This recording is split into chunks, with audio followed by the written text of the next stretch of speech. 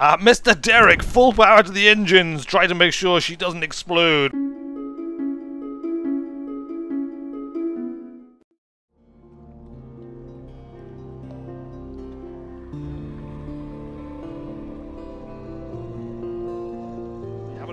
We have an alert. The watchmen have seen some kind of hostile. What have you seen? An enemy ship bearing down on us. Full speed to engines, Mr. Derek. A pirate frigate closes upon us.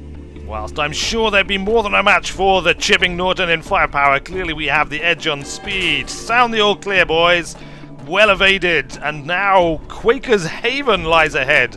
A haven indeed. A haven from the nefarious pirates. Dock for adventure. Mutton Island fires on the hillside. Quaker's Haven. Once this simple fishing village was part of the London suburbs, before London fell and the waters rushed in. Smoke spirals from cottage chimneys. A lonely hill rises behind town. Drink at the Cock and Magpie. We can't. Oh, I'd love to drink at the Cock and Magpie, but I don't have 20 echoes. Oh, this is a shame. I'm going to come back here when I've got some more echoes to have a drink. Pick up a wretched mog. Meow, meow. A yellow-eyed, mangy, piebald thing winds around your ankles like a manacle chain. You've never seen a cat's mouth open that wide. Presumably, it's hungry. This is a mascot. One variety of officer. Can we get a second one? Let's see if we can get a second one. What's that smell? It jumps down from your arms and disappears into the darkness of the ship. An hour later, 5 brutally executed rats are found on the foredeck. Appoint your new mascot by dragging him from the officer's tab to a slot on the screen. If you do this at sea rather than in port, it may affect crew morale. You've lost 3 supplies. You now have 1 wretched mog. Wow, that mog was a seriously costly mog. It ate a ton of food. So now I can... Oh, look at that! Look at the wretched mog! It's not so wretched. You're a little cutie pie. Alright. Yes! Perhaps I shouldn't make the wretched mog my chief engineer. Indeed, I suspect that is impossible. He's going to have to go in the mascot slot, so I can only have 1 mascot at a time. Which is unfortunate, because of course the comatose ferret, I mean, is my mascot, whom I brought down from the overworld. He is comatose due to some kind of scientific experimentation that I've been doing on him. But let's do it. We're going to take the wretched mog, the comatose ferret. He gives us +1 heart look. He is a cute little fellow, but the wretched mog gives us iron, so let's just assume that's better. Does iron show up here somewhere, or I don't know. Let's just go into Quaker's Haven. We'll worry about precise details later. Once this simple fishing village was part of the London suburbs. Yes, we know that. Drinks at the Cock and Magpie? No, explore the shore. Wander a little way along the shore. Take a stroll along the beach. Perhaps the Zee has brought you something. Driftwood, a smooth dark surface. Something glinting. Just bottle glass? A nasty glob of goo. It lies on the shingle like a discarded heart. Oh, ooh. Well, I mean, as a philosopher, I'm kind of tempted to go for the less obvious. In this case, a nasty glob of goo. Let's do it. We're like a scientist. We want to investigate. Scoop it up. Wrap it in a cloth and carry it cautiously back to the ship. Perhaps it contains something less disgusting. You now have an unprepossessing mass. Wow, that's all for now. An unprepossessing mass. There is probably something horrible inside. But possibly there is not. Choice cuts. It won't keep, but it looks tasty. Fling it overboard. You will gain nothing, but at least you won't suffer terror effects. Oh, okay. Well, let's do it. Let's do it. It'll feed us. Bland but sustaining. It's rather like eating trout, if the trout had tried to kill you a few hours ago. Take that, ersatz trout. Actually, in this case, it didn't try and kill me, because this is just something I found washed up on the shore, rather than something that I sort of, you know, harvested from some dead animal that I have battled. Your and unprepossessing mass quality has gone. We've lost 16 hunger. Good. Fine. Fires on the hillside. Can we do a port report? Chat to the fisherman? No, we can't do that. Why not? Unlocked with 1 echo. We don't have any echoes. Do they have any shops here? Let's sell 1 fuel. We're going to do it. We're going to sell 1 fuel to give ourselves 1 echo. I feel like I've just been ripped off. I feel thoroughly ripped off right now. We have to come back to drink at the Cock and Magpie anyway, but alright, fine. Little ships and little secrets. Pirates plying the waves. Smugglers at their work. Carnite ships putting in to resupply. Nothing dramatic, but enough to interest the Admiralty. You now have 1 of this, a port report, Quaker's Haven. You have lost 1 echo. Alright, so if this port report earns us more than 19 echo, it was worth doing. But frankly, it probably won't. Alright, that seems to be all we can do here at Mutton Island, so let us depart. We can take on an oral megalops on the way, but I don't really feel like it, so we're going to head this way instead. Mr. Derek, full power to the engines. Try to make sure she doesn't explode. We want to put a bit of distance between us and that oral megalops. We've taken enough damage to the hull. Hopefully we can get that repaired back in London. There was also some pirates there on the starboard side, I think. Starboard, possibly? Is that the correct term? Obviously, I'm still getting familiar with all these nautical terms, not being an old salty sea dog of the overseas, but instead a gentleman scientist. But we won't let the crew know that. Obviously, we will maintain the pretense that we are not only a lord, but perhaps a lord of the sea. Or something of that nature anyway. But that is not important right now, for we are finally returning to fallen London. I say finally, it's not exactly been an epic voyage, but it has been the Chipping Norton's first voyage, and as such, it is historic. And our crew is coming together nicely. Of course, we've got the plausible surgeon, the new Mog mascot, the wretched Mog, Derek, and of course Boris in the engine room. How do I dock? Wait a minute. What's happening? Boris, stop all engines. Derek, stop it. Oh, this was not the most auspicious return that I could possibly have imagined, sadly. Alright, reverse engines. Bring us back towards the dock. Did anybody notice that we just smashed into the dockside? Hopefully not. Did I mention that I'm a Lord of the Sea? By the way, let's just blame Boris, shall we? Let's blame Boris. I mean, clearly it must be his fault. There we go. We finally pull ourselves together and dock at fallen London, returning from our first great voyage. Returning to London, the lights of London welcome you home. This storylet only appears when you have been at sea for a little while.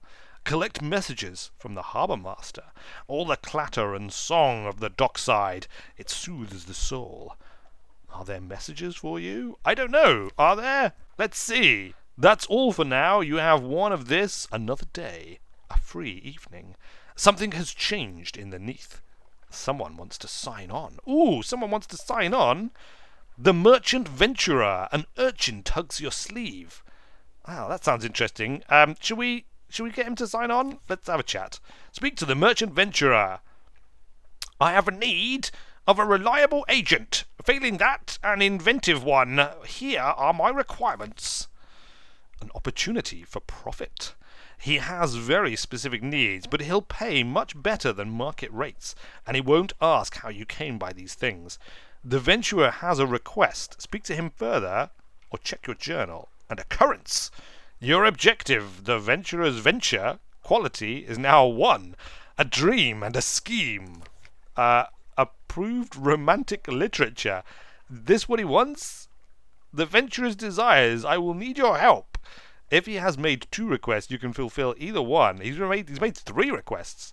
They publish this stuff in Carnate to the east, but they don't trade readily, and there's a customs duty on love stories. Still, I'll pay 1,000 echoes for the 7. Well, 1,000 echoes, that sounds like a lot. So we need to head to Carnate, don't know where that is, and something silky. I'll offer you a better price than you'll get in Wolfstack. Much better. 1,500 echoes for the lot. You'll find silk in Saviour's Rocks, far to the east, or in Carnate, near the Zee's Heart. Well, okay, I think I'm going to have to say perhaps not, because there is no other option. I don't know if that's going to remain. Maybe we could head to the east, far to the east, or to the Zee's Heart. It sounds like quite an adventure for us relatively inexperienced crew. A little gift. A very fine evening to you, Captain.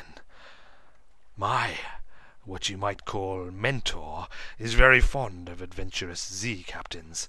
and he would like to offer you what you might call a dispensation, on account of he is so fond of Zee Captains. Behind the blind bruiser on the dock stands a dray piled high with fuels and supplies. Accept the dispensation. Do make sure you have 15 points of space in the hold, or come back later. It would be embarrassing to have to leave it on the dock. Inquire further. Who is this patron, and is there a catch? Refuse. Too good to be true. It does sound too good to be true, doesn't it? Who is this patron, and is there a catch? An airy wave. He runs a very fine, very liberal establishment just across the river. Oh, it is much patronized by sailors and men of wit and vigour, and public house, and there is no obligation to speak of. My patron would only hope that you might remember him kindly, and I suppose that if the opportunity should arise again for you to return his kindness, then do not imagine he would refuse your offer. It's very kind. I mean, that's a lot of stuff, right? 15 points of space, a bunch of supplies and a bunch of stuff. What have we actually got in our hold? Cargo hold? Yeah, we got loads of space in our cargo hold. It sounds too good to be true, doesn't it? But, you know what? We're quite a naive sea captain, so let's do it. Yeah, fine. Give me over the stuff. A courteous nod. Well, my patron hopes that you find these little gifts to your liking, and he expects that perhaps some day you might choose to call on him at the Medusa's Head. Should that day come, we will make you very welcome and give you any safe conduct you might require. Good evening to you. He salutes and is gone. You now have 1 menaces suspicion. Yes, you have accepted the proposal. 10 fuel and 5 supplies. Lots of fuel and lots of supplies. That's good. We're going to need it. We need to go and see the Admiralty, don't we? Visit the Admiralty's survey office. They pay for information from Zee Captains. Quaker's Haven. Been trying the original rubbery lumps, have we? Submitted.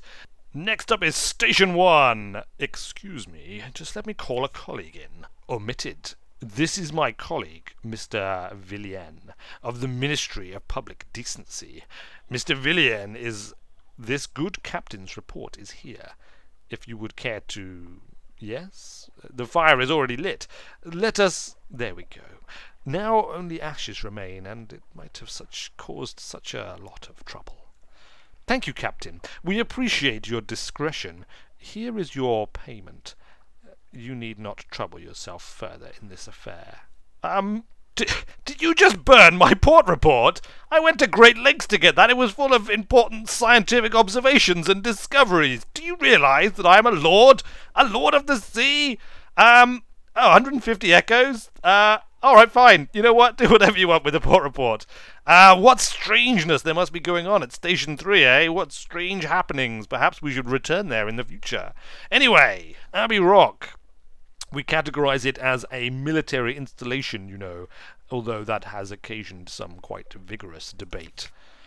Submitted. Okay, good. We got 20 echoes from that and another fuel. The Command Canal. Well, if you've been there, I suppose we may as well hear about it. The fee is nominal, though. 5 echoes. Fine. Well, it's better than nothing. Strategic information. What's this? Indeed, indeed. I'll send you up directly to speak to the Admiral himself. All right, let's do it. You are ushered into his office at Mason's... Mansion's Pyre, a cramped room with a vast desk. He surveys you across that desk. Ah, yes, the merchant captain of whom I hear such complicated things. The Admiral will purchase intelligence from you. The Admiral sits up, although he steeples his fingers and pretends calm.